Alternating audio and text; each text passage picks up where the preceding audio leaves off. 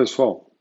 Hoje eu queria falar para vocês sobre um tema bastante importante, que é a classificação da obesidade. Queria destacar para vocês que o objetivo de a gente classificar a obesidade é sempre o tratamento. A ideia é que a gente entenda que os pacientes podem ser portadores de obesidade por diferentes motivos, por diferentes causas, muitas vezes são causas associadas, mas que quando a gente detecta as causas que estão associadas ao desenvolvimento da obesidade em um determinado paciente, a gente tem uma chance maior de conseguir um tratamento que seja mais eficiente para esse quadro que é tão difícil de ser tratado, tá? Bom, eu vou desenvolver com vocês essa aula com base em duas publicações do nosso grupo de pesquisa. A primeira foi em 2004, publicado na revista Pediatria São Paulo, que era uma revista que hoje infelizmente não existe mais, era ligada à Faculdade de Medicina da USP de São Paulo. E depois nós fizemos uma atualização dessa classificação em 2018, e essa nova classificação, que é um pouco mais aprofundada, mais atualizada, ela foi publicada na revista Medicina, que é a revista oficial aqui da Faculdade de Medicina de Ribeirão Preto, tá? Então depois eu vou passar para vocês na área do aluno essa publicação para que vocês possam revisar o que nós vamos falar aqui hoje, combinado? Muito bem, essa publicação nova ela teve a participação de profissionais de diferentes áreas, né? Ela teve a participação de médicos, de nutrólogos, de pediatras, de psicólogos, inclusive de uma colaboradora nossa da Universidade do Porto, que é a doutora Carla Rego, que participou dessa atualização também, tá? Essa basicamente é a classificação, né? Então a gente parte da ideia de que o primeiro passo é avaliar se o paciente tem obesidade. Depois a gente sugere sempre que se identifique se esse paciente tem ou não resistência insulínica, porque o tratamento da criança obesa com resistência insulínica é diferente. Independente de ter ou não resistência insulínica, a gente vai avaliar os outros fatores que podem se associar a essa obesidade. Então nós vamos discutir cada um deles rapidamente, e a ideia é que, frente a todo paciente que vocês atenderem, vocês tentem classificar o tipo de obesidade do seu paciente. No ambulatório aqui da Universidade Federal de São Carlos, onde eu trabalho, nós utilizamos isso para todos os pacientes. A gente tem isso aqui impresso e aí os alunos e residentes são estimulados a anotarem com um círculozinho assim quais são os fatores que estão associados naquele paciente em particular para que a gente entenda como conduzir da melhor forma o tratamento. Começando pelo primeiro indicador, excesso de adiposidade corporal. Tá? A gente precisa entender que é o excesso de adiposidade e não de peso que leva aos maiores riscos cardiometabólicos. Então a gente precisa, no paciente individualmente considerado, avaliar se esse paciente tem excesso de gordura. Não interessa se ele tem excesso de peso ou não. Ele pode ter até falta de peso, mas excesso de gordura. Então isso é importante. A classificação do IMC ela serve para avaliação de saúde pública, mas no paciente individualmente considerado eu preciso olhar a adiposidade, usar um critério como nós discutimos aqui durante a pós-bioimpedância, dobra cutânea, para termos a avaliação desse paciente. Depois, a gente precisa avaliar se ele tem ou não resistência periférica à insulina, tá? A gente sabe que as crianças com sobrepeso e obesidade têm uma chance, segundo esse estudo, de 28% de terem resistência insulínica contra apenas 5% nos eutróficos, né? Eu acho que esse número é até um pouco maior na realidade brasileira, mas o fato é que 28% é um risco muito grande. Então a gente precisa avaliar esses pacientes, né? Aqui no nosso meio, nós temos uma publicação do meu grupo de pesquisa de 2018, em que a gente mostrou que nos nossos pacientes com sobrepeso e obesidade, a prevalência era de em torno de 37%, 38%, tá? Então, um pouco maior do que a literatura fala, e outros estudos feitos aqui no Brasil mostram esses números também. Então, a gente acredita que mais ou menos 35%, 40% das crianças e adolescentes com sobrepeso ou obesidade tenham resistência periférica à insulina. Importante lembrar também, nós temos falado disso com vocês, falamos um pouco no módulo presencial, de que não adianta a gente medir a glicose. A glicemia rarissimamente vai se alterar. Nessa publicação vocês vejam lá que apenas 6% tinham glicemia acima de 100. E nem era 125, a gente usou 100. Então, não adianta a gente colher a glicemia, porque ela não é um indicador de resistência periférica à insulina, tá? Nós publicamos na Abram, junto a um grupo em 2020, um critério de definição de síndrome metabólica para crianças e adolescentes. E dentro desse critério, a gente tem os pontos de corte utilizados para a insulinemia, pontos de corte esses que nós recomendamos para você suspeitar que o seu paciente tenha resistência insulínica. É lógico que a resistência insulínica não é só uma insulina alta. A insulina alta é um indicador laboratorial. Né? Um paciente geralmente ele tem história familiar de diabetes ou de pré-diabetes ou de síndrome metabólica, ele vai ter provavelmente acantose nígricans, ele tem uma adiposidade que é mais concentrada em área abdominal, costuma ter hipertrigliceridemia associada, pressão arterial um pouco aumentada. Então isso tudo nos leva a fecharmos um diagnóstico de resistência insulínica, mas o indicador laboratorial mais sensível que tem é a insulinemia de jejum. Então, aqui vocês têm os pontos de corte que nós recomendamos para crianças entre 7 e 18 anos de idade. Esses são os pontos de corte de meninos e a gente tem também os pontos de corte de meninas. Lembrando que a insulina varia conforme a idade, conforme o estadiamento puberal, então eu preciso ter valores que são corrigidos para a faixa etária, tá? Depois eu vou colocar na área do aluno para vocês também essa publicação, onde vocês vão encontrar essa tabela com os pontos de corte de insulina. Né? A gente sabe que a obesidade tem uma relação dupla com a resistência insulínica. Num primeiro momento, o paciente obeso ele tem uma lipólise aumentada, ele tem uma produção de citocinas inflamatórias, ele tem uma ocupação dos receptores de insulina, e isso faz com que o paciente com obesidade tenha uma resistência insulínica. Mas a resistência insulínica é geneticamente mediada. Então é importante a gente entender isso, porque alguns de vocês devem estar pensando nesse momento, mas eu tenho vários pacientes obesos que não têm resistência insulínica. Sim, porque se ele não tiver a tendência genética à resistência insulínica, ele não vai desenvolver. Mas se ele tiver a tendência genética, ele pode passar a vida inteira sem desenvolver. Mas se ele ficar obeso em algum momento da vida, aí esse desenvolvimento possivelmente vai acontecer. Tá? Então, o que se sabe hoje é que o excesso de adiposidade, pela produção de ácidos graxos livres e pelas toxinas inflamatórias, leva a uma resistência insulínica, que por sua vez vai culminar num quadro que a gente chama de síndrome metabólica, em que eu tenho dislipidemia, acúmulo de gordura hepática, risco de diabetes e disfunção endotelial. Num paciente mais velho, é provável que ele vai ter algum grau de aterosclerose, de hipertensão arterial, e essas são as consequências que a gente sabe da resistência insulínica. Tá?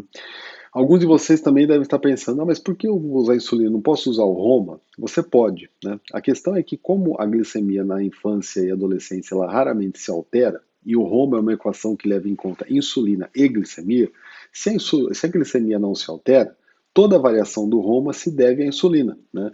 Por isso que quando a gente compara, vejam aqui nesse estudo do meu grupo de pesquisa, a gente comparou a insulinemia com o Roma, e vejam que os valores aqui são muito semelhantes, né?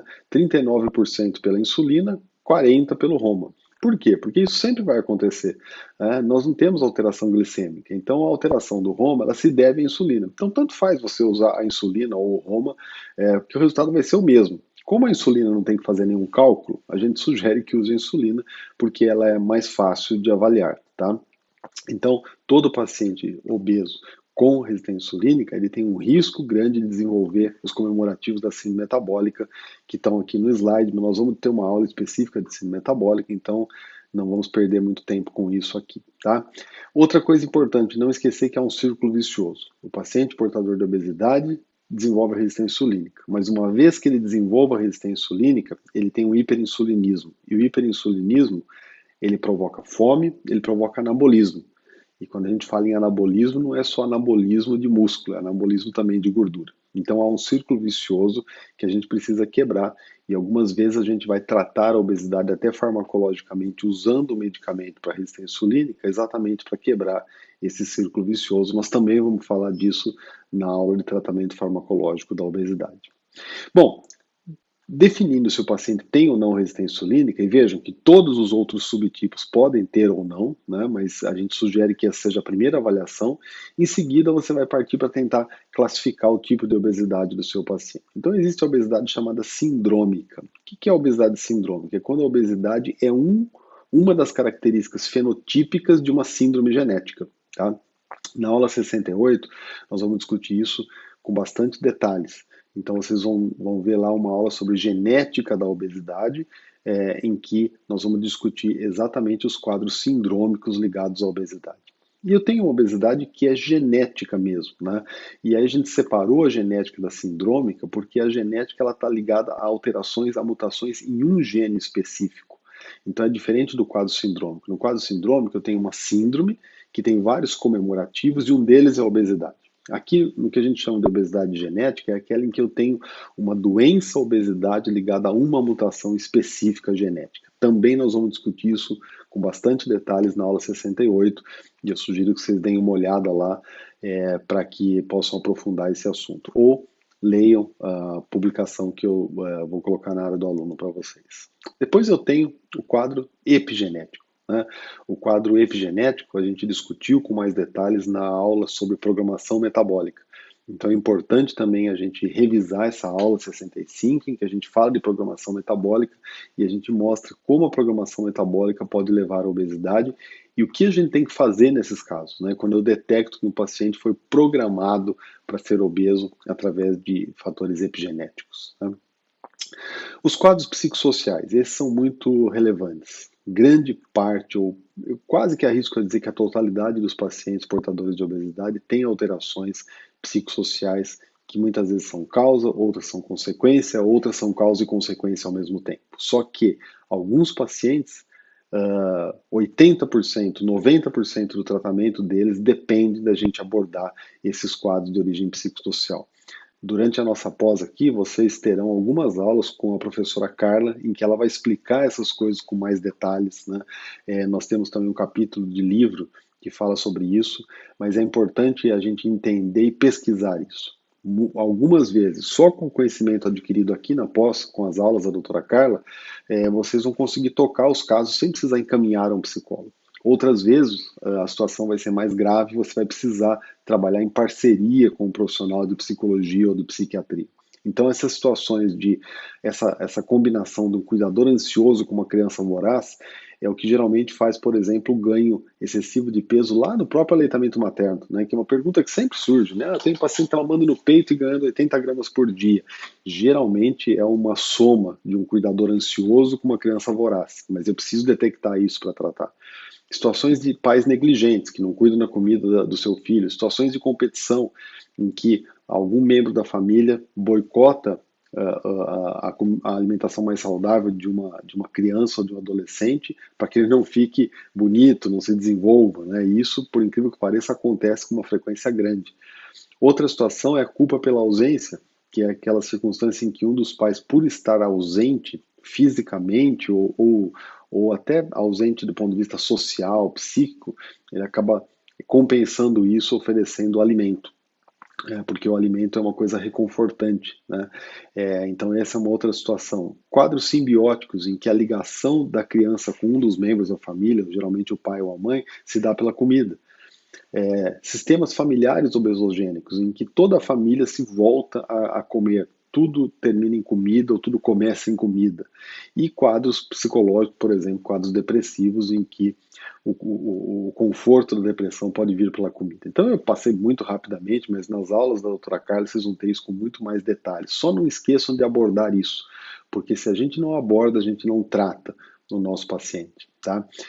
Vejam que essa revisão sistemática de 27 estudos, né, mostrou claramente uma correlação positiva entre a presença de estresse na família e a obesidade. Né? E os autores acreditam que o estresse leva a práticas não saudáveis. A gente sabe disso, né? Quando a gente está estressado, a gente fala assim, esquece, eu vou comer qualquer coisa, né? Eu vou parar numa loja de conveniência, no posto Piranga, e vou comer um salgado, porque eu estou nervoso. Né? E quando a gente está mais calmo, a gente tende a cuidar mais da saúde, inclusive da alimentação. Então isso a gente precisa avaliar a presença dessa situação familiar de estresse, porque isso pode levar, sim, a uma persistência da obesidade e uma dificuldade no nosso tratamento.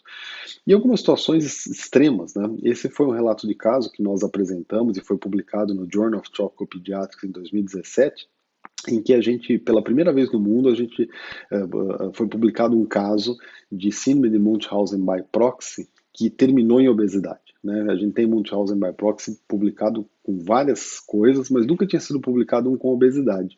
E esse era um paciente em que a mãe por uma doença psiquiátrica, obviamente, provocava a obesidade no seu filho, né? E ela provocava a obesidade e buscava atenção médica, que é característico da síndrome, provocando os médicos o tempo todo, dizendo, olha, ele não come nada, ele faz jejum e continua engordando, mas na verdade ela provocava essa obesidade. Então são situações extremas, mas que a gente precisa detectar também. Depois, obviamente, eu tenho pacientes que comem muito, né? Tem uma ingestão alimentar excessiva. E esse excessiva não quer dizer que é um muito sensuato, né?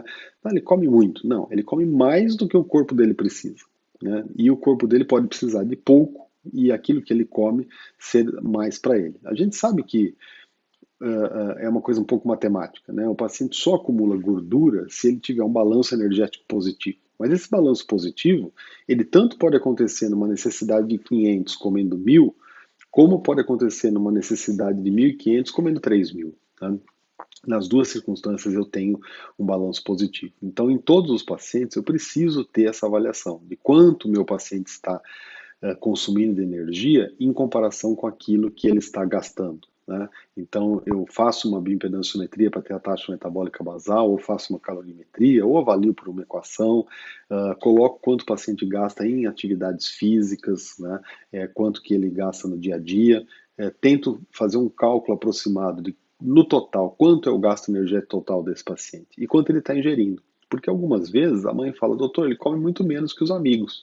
Mas quando eu coloco tudo isso nesse contexto, eu vejo que sim, pode ser verdade, ele come menos que os amigos, só que o corpo dele, por vários motivos, gasta muito menos também. Né?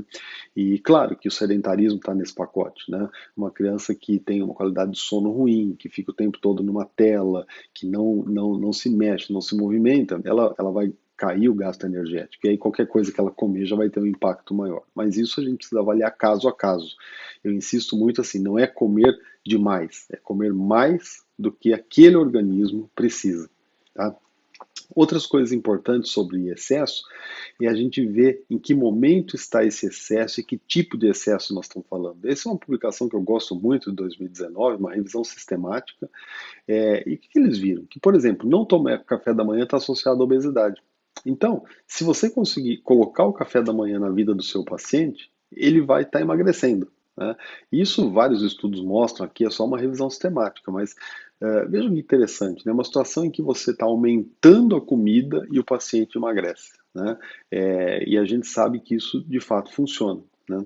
Outra coisa que essa revisão mostrou, olha, o excesso de gordura. Então parece que em pediatria a questão da gordura é muito importante. Né? Eu preciso cuidar para que a alimentação do meu paciente não seja isenta de gordura, porque ele precisa de gordura, a criança precisa para fazer hormônio, etc., mas não pode ser excessiva. Então eu tenho que cuidar que ela fique ali naquela faixa dos 25% a 30%. E isso vocês conseguem, vocês receberam o Nutro 3.0, em que montar um plano alimentar e controlar a proporção de gordura é bastante fácil. Né? O excesso de ingestão de carboidratos refinados é outro fator que essa revisão sistemática mostrou que impacta também na obesidade. E a baixa ingesta de micronutrientes, que os autores concluem que é por consumo de frutas insuficiente, consumo de vegetais insuficiente e consumo insuficiente de laticínios, sendo que a gente sabe, até esses dias agora saiu uma publicação interessante mostrando que o laticínio para criança, quando ele é integral, ele não é desnatado, ele é mais protetor em relação à obesidade do que ingerir o desnatado. Né? A gente sempre falava, ingere o desnatado ou semi, e parece que não é verdade, parece que a gordura do laticínio ela é protetora. Então são coisas que a gente vai aprendendo, vai se atualizando para que o nosso paciente receba a melhor orientação possível. Tá? E eu tenho alguns fatores também que são ligados à obesidade que as publicações têm mostrado. Tá? Quando a gente pega essa publicação do Lancet, que fala assim, qual é o número de óbitos, né, a nível global que podem ser atribuídos à dieta para cada situação? Então vejam aqui, uma dieta rica em sódio talvez seja o fator mais importante, segundo essa publicação, que é da revista Lancet. Mas uma dieta baixa em cereais integrais, baixa em frutas, baixa em sementes, baixa em vegetais. Então vejam o tanto que é importante eu cuidar da alimentação do ponto de vista qualitativo para que o nosso paciente tenha saúde e consiga, inclusive, perder peso. Né? Sedentarismo. Sedentarismo é outra coisa absolutamente fundamental. Né? E aí a gente tem visto que na história da humanidade nos anos recentes tem havido uma redução importante da atividade física e um aumento grande do sedentarismo.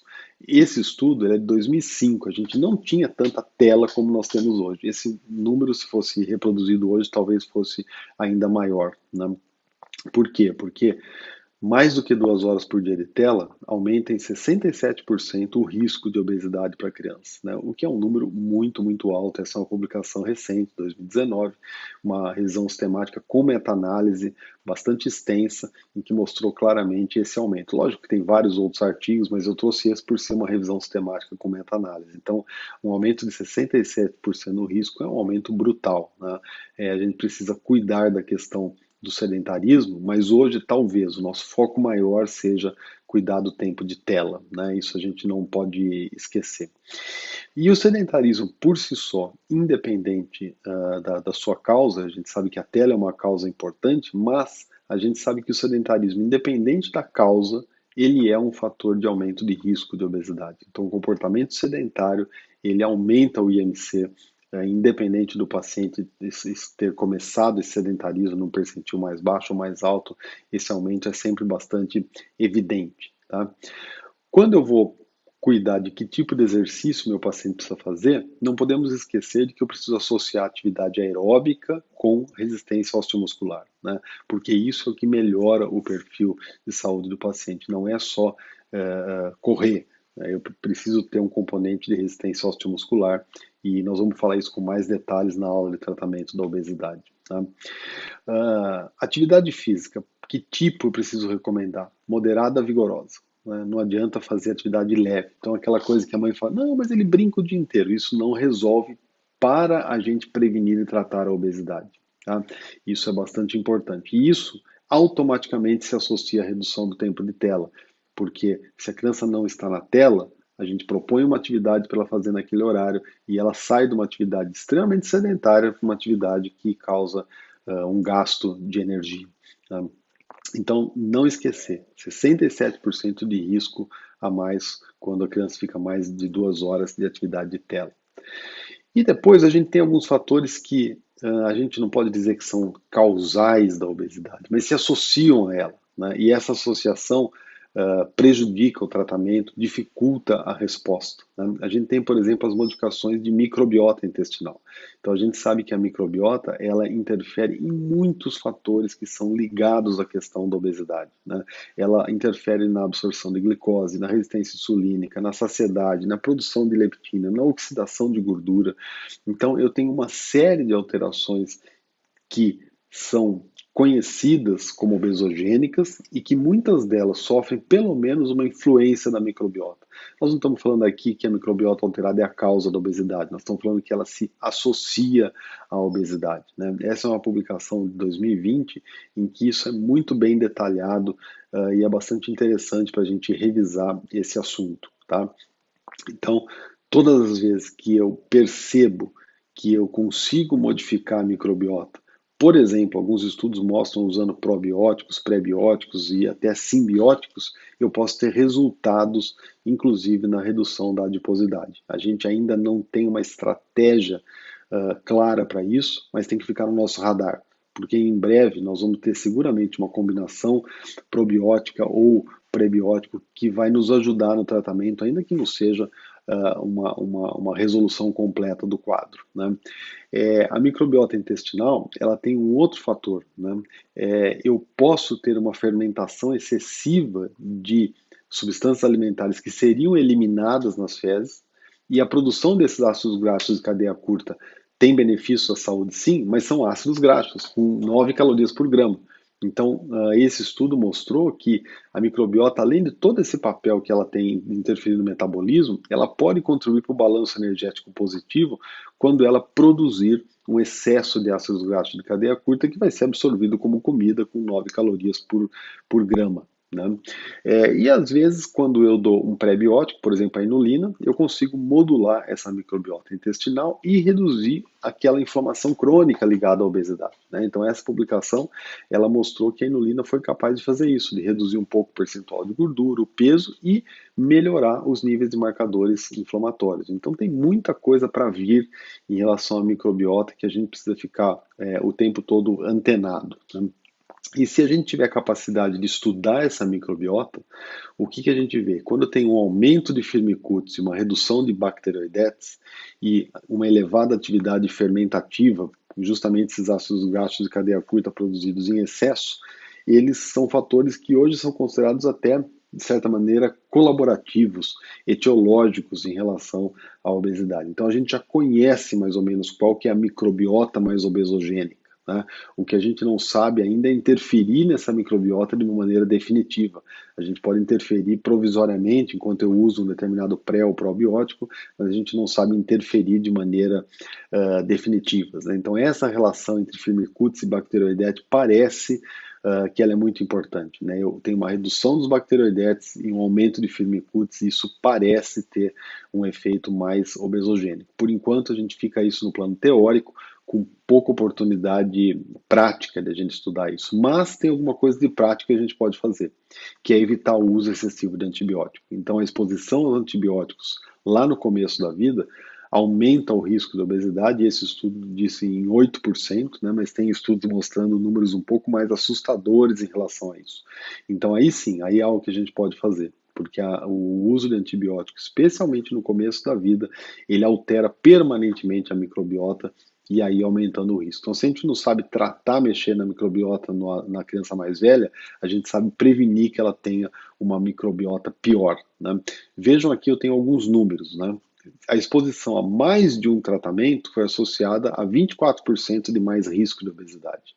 Nos primeiros 6 meses de vida, a 20% do risco de obesidade, né? Então, essa é uma revisão sistemática com meta-análise que envolveu 500.000 de pessoas, 13 estudos, e vejam um diamante central muito deslocado aqui, né? A exposição a apenas um tratamento e a exposição entre 6 e 24 meses não teve nenhum problema. Então, uma criança que usar lá nos primeiros 2 anos de vida um único tratamento, tudo bem. Mas quando ela se expuser a mais de um tratamento, ela já tem um risco aqui de 24%. Se for no comecinho da vida, nos primeiros 6 meses, um risco de 20%. Então, aí sim é alguma coisa que a gente pode fazer, né? E hoje se tem mostrado que a alteração da microbiota, ela não interfere só no metabolismo ali da região, vamos dizer, de intestino, fígado, etc. Ela também colabora com inflamação hipotalâmica. Então, se um paciente tem um hipotálamo inflamado, aquele funcionamento do sistema de controle de fome e saciedade, com todos aqueles hormônios, ele pode ficar prejudicado pela inflamação hipotalâmica, que é causado também, em parte, por uma disbiose intestinal. Tá? Essa é uma publicação que eu trouxe para vocês porque ela é nova, ela é de 2023, tá? É um Scope Review que se chama, então publicado na Child Who do Beast. Eu acho que vale a pena a gente comentar porque é muito nova e fala exatamente sobre o que nós estamos falando. Veja o que eles falam aqui. Encontradas evidências limitadas e heterogêneas para o uso de probióticos em crianças com obesidade. A heterogeneidade entre os artigos, desenho, dose, biomarcadores, etc., dificulta o resultado. Mas o que eles falam? Apesar dos dados complexos, existentes e limitados, os estudos realizados até o momento com crianças e adolescentes com sobrepeso e obesidade demonstram potenciais efeitos benéficos do tratamento com probióticos sobre o índice de massa corporal, adiposidade, metabolismo, inflamação, gordura hepática e metabolismo da glicose. Então, esses autores colocam assim, olha, ainda nós não conseguimos ter uma informação definitiva, mas os estudos que estão começando agora estão mostrando a possibilidade do uso de probióticos para o tratamento da obesidade, isso falando em pediatria, publicação muito recente, uma revisão bastante ampla, então é legal no mínimo a gente ficar antenado com essa possibilidade. Depois eu tenho a obesidade que se associa a distúrbios endocrinológicos, e o mais clássico é o hipotireoidismo, né? Não é que o hipotireoidismo vai causar obesidade, mas se eu tiver obesidade com hipotireoidismo, eu vou ter um ganho de peso mais fácil, mais acelerado. E aí a gente tem que tratar esses distúrbios, né? Dentre eles, eu tenho um distúrbio endocrinológico, que também é genético, que é a deficiência congênita de leptina. E quando eu detecto esses casos, vejam aqui é o percentil 97. Olha o ganho de peso dessa criança no primeiro ano de vida, né? Ele se descola do percentil 97 já com 2 meses e vai subindo, subindo, subindo, subindo. E aí, quando eu começo a repor a leptina, ele vai caindo. Então, é uma doença que é endocrinológica, que é genética também, mas que a gente precisa ser capaz de detectar. tá? E dentro dessa história também endocrinológica, eu preciso lembrar da questão do sono. Por quê? Porque o sono altera hormônios. Ele altera a leptina para baixo, aumenta a grelina, aumenta a resistência insulínica. Então, além de toda a alteração do sono, causando os outros problemas que a gente já sabe, né, problemas emocionais, problemas ligados a tempo de tela, a sedentarismo, etc., eu tenho também alterações hormonais que são ligadas à questão do sono. Eu tenho problemas neurológicos, né, ligados à obesidade. Então, são crianças que têm alteração hipotalâmica. Essa alteração hipotalâmica ela pode se dever a uma lesão hipotalâmica, a um sangramento hipotalâmico, a uma radioterapia, a um processo cirúrgico que acometeu aquela região. Enfim, o que eu tenho são alterações do centro da fome e da saciedade em todo esse sistema complexo hormonal que pode acontecer. Eu posso ter um paciente com uma fome insaciável ou com uma saciedade que é muito, muito tardia, levando a um quadro de obesidade de dificílimo controle, apesar de que hoje existem algumas terapêuticas aprovadas, especialmente no mercado americano, que são voltados a esse caso. O que a gente não pode esquecer é que sempre que eu estiver frente a um paciente com obesidade grave, eles têm uma chance razoável de ter uma alteração intracraniana. Às vezes foi um traumatismo crânioencefálico que aconteceu lá no começo da vida, ficou lá em observação, saiu, tudo bem, mas fez um pequeno sangramentozinho ali na região do núcleo ventromedial ou ventrolateral do hipotálamo. Uma meningoencefalite pode ter levado a isso também. Então, a gente pode investigar esses pacientes, especialmente aqueles que têm obesidade mais grave, né? E uma coisa que acontece muito é no pós-operatório. Aqui é uma descrição de um caso, um paciente que fez uma cirurgia de craniofaringioma e, terminada a cirurgia, alguns tempos depois, ele começou a ter um aumento brutal do índice de massa corporal, porque essa cirurgia lesou seguramente essas regiões hipotalâmicas e o paciente começou a ter um ganho de peso que era incontrolável. Tá?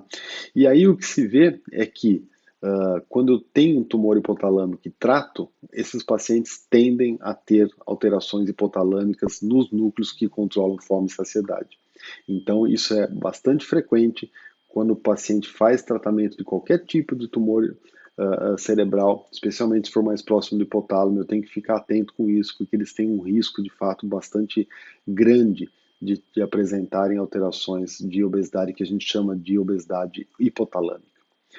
O sono talvez seja o fator modificável mais importante para a gente cuidar hoje em dia, né? A gente sabe que a privação de sono, ela aumenta a fome, ela aumenta a oportunidade de comer, ela altera a termorregulação, ela provoca mais fadiga e ela provoca mais produção de hormônios ligados ao estresse. Então tudo isso faz com que o paciente coma mais, gaste menos energia e reduza a sua possibilidade de ficar atento, de ter uma alimentação mais uma alimentação em que ele tenha mais controle, que ele fique mais atento, uma atenção plena à sua alimentação, né? E isso leva a um risco maior de obesidade. Então, talvez o sono hoje seja o fator modificável mais importante. E a gente fala de sono, a gente tem que falar de tela, porque a criança vai para a cama, leva o celular, liga a televisão, liga o videogame e fica jogando, ela não percebe que ela está fazendo isso até tarde. Quando ela tenta dormir, ela está muito agitada, não consegue dormir, tem um sono ruim, e isso entra num círculo vicioso que é muito importante, né? A pouca duração do sono tem uma relação muito, muito forte com a obesidade. Aqui uma meta-análise mostrando claramente isso, né? Então a gente tem uma ligação muito forte de sono com obesidade, fundamentalmente na infância e adolescência hoje em dia, né? Vejam, essa revisão sistemática, ela não é muito nova, mas eu achei interessante porque os autores falam: todos os estudos mostraram associação significativa entre curta duração do sono e obesidade. Eles revisaram 25 estudos publicados entre 2006 e 2011 em crianças e adolescentes, e todos mostraram uma relação. Então, a gente não tem dúvida de que isso é de fato muito importante. E o fator hormonal mais conhecido é que há um aumento de grelina. Quando a criança dorme pouco ou dorme mal, ela tem um aumento da produção de grelina, que é o hormônio da fome. Então, esse estudo é um dos que mostrou claramente isso. A gente sabe hoje que também tem alterações do cortisol, da leptina, mas a grelina talvez seja o mais forte, que é aquela fome que a gente sente mesmo quando dorme mal, ela é devido à produção de grelina. Depois, a gente nunca pode esquecer de, na anamnese, perguntar sobre fármacos ligados à obesidade. Eu tenho muitos fármacos que a literatura mostra que tem um ganho de peso evidente, especialmente fármacos psiquiátricos, né? Aqui tem uma listinha para vocês olharem, mas vale a pena a gente ficar sempre atentos a isso, porque às vezes a criança usa antistamínico cronicamente, e eles provocam fome também. Então existem várias medicações que levam o paciente a comer mais, e essa medicação às vezes pode ser trocada, a dose pode ser reduzida, porque muitas vezes esse é um fator associado à obesidade que é muito frequente, né? Me preocupa particularmente os antistamínicos, porque quando a gente tem um paciente de melhor condição econômica, ele vai usar um antistamínico de terceira geração, que provoca menos sono, menos fome. Mas muitos pacientes acabam indo para a UBS e usam a dextrocorfeniramina, por exemplo, que causa muita fome, muito sono. Então a criança acaba tendo uma qualidade de sono ruim, sonolência diurna e fome aumentada. Então, na pediatria, eu acho que a gente precisa sempre ficar atento, porque a gente é muito liberal para prescrever antistamínico para as crianças aí com diferentes tipos de alergia. E a obesidade associada a agentes infecciosos, isso é uma área nova, né? A área de vírus ligados à obesidade. Mais de 10 vírus já foram relacionados em modelos animais, mas pelo menos o AD36, o ADN36, ele já tem uma comprovação de ligação com o ser humano. O que parece é que a pessoa que tem esse vírus tem uma facilidade em incorporar gordura, né? Em criar tecido gorduroso. Não é que a obesidade seja infecciosa, uma doença transmissível, mas quem tem esse vírus parece que acumula mais gordura. E tem muitos estudos mostrando isso com vários vírus diferentes e os seus efeitos. Então essa é uma área também que nós estamos aprendendo um pouquinho, mas que muito possivelmente nós vamos ter que abordar isso no futuro, talvez fazendo sorologias e detectando alguns pacientes que tenham esses vírus, e deles o principal, o mais estudado é o AD36, porque ele tem essa atividade que é uma atividade que é adipogênica, né? Vejam essa revisão sistemática com meta-análise de vários estudos, com um diamante central deslocado aqui, mostrando um risco aumentado de ser obeso se o paciente tem infecção, especialmente por esse adenovírus 36. Tá? Quando a gente fala em todos os fatores então, que estão ligados à obesidade, um deles é a infectobesity, que é justamente essa obesidade com essa relação por vírus.